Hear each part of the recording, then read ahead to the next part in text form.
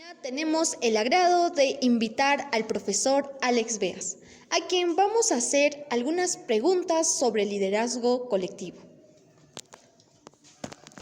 Estimado profesor, vamos a iniciar con la ronda de preguntas para esta pequeña entrevista.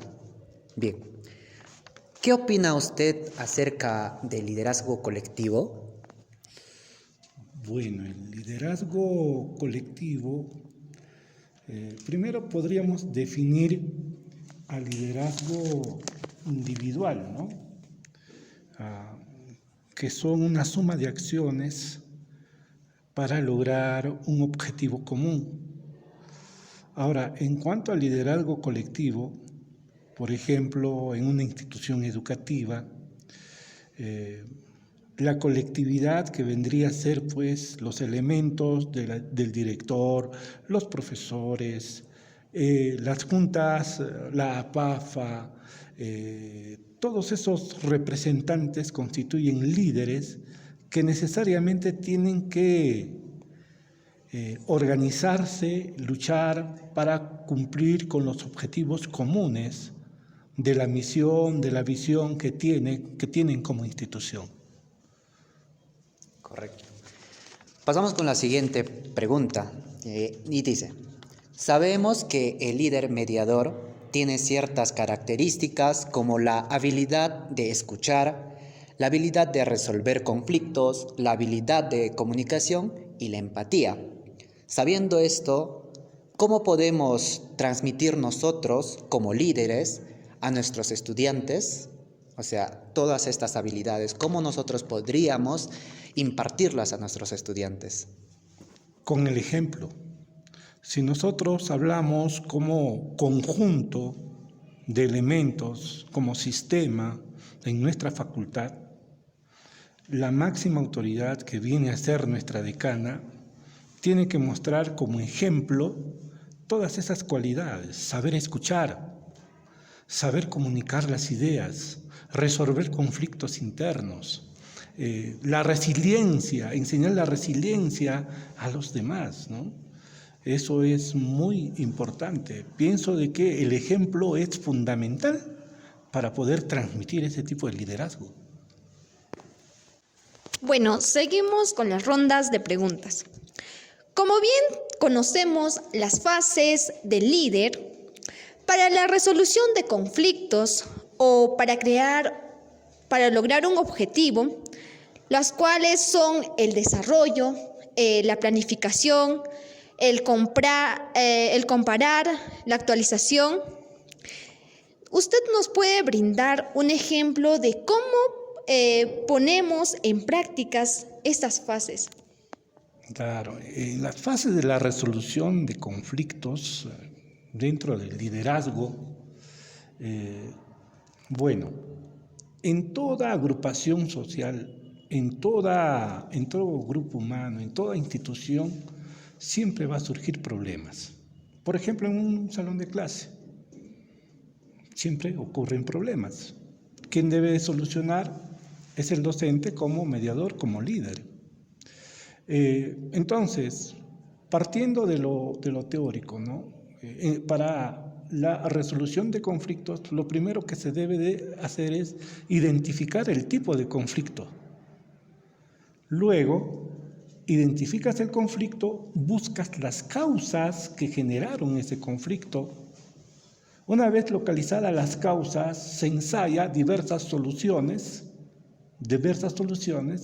y se pueden quedar con la solución más acertada que pueda satisfacer o solucionar pues el conflicto, y luego no se queda ahí, ¿no? Sino hacer una retroalimentación, un monitoreo del comportamiento sobre esa solución que se ha dado a ese conflicto, el comportamiento social, cómo están comportándose, ¿no? Y si por ahí hay ciertos vacíos, entonces reformular otra solución más completa, ¿no? Y en realidad es cíclico, ¿no? Es cíclico. Siempre los problemas se van originando y siempre una solución no basta, o la solución que sí, la idea que solucione ese problema en un primer intento, bueno, lo solucionó, pero en un segundo intento ya no, entonces hay que reformular, ¿no? Para eso es la retroalimentación. Siempre hay que ir monitoreando. Eso es lo que hace el líder, ese es el papel del líder, ¿no? En su faceta de solucionar conflictos al interior de su agrupación. Ahora, como ejemplo, el ejemplo que se puede plantear es pues de que de repente un profesor tiene una determinada metodología. Es un colegio, hay dos profesores. Hay un profesor A de comunicación y un profesor B de comunicación. Enseñan el mismo tema, pero de pronto en la planificación de sus temas, uno plantea una didáctica y el otro plantea otra didáctica. Entonces, uno dice, va a defender su didáctica cada uno. Va a surgir un conflicto. Entonces, surge el director. El director dice, ¿qué pasa acá? Entonces, el profesor A va a decir sus argumentos y el profesor B también va a exponer sus argumentos. Entonces, miren, ya primero estamos ubicando el conflicto, ¿sí? Ahora, las causas del conflicto.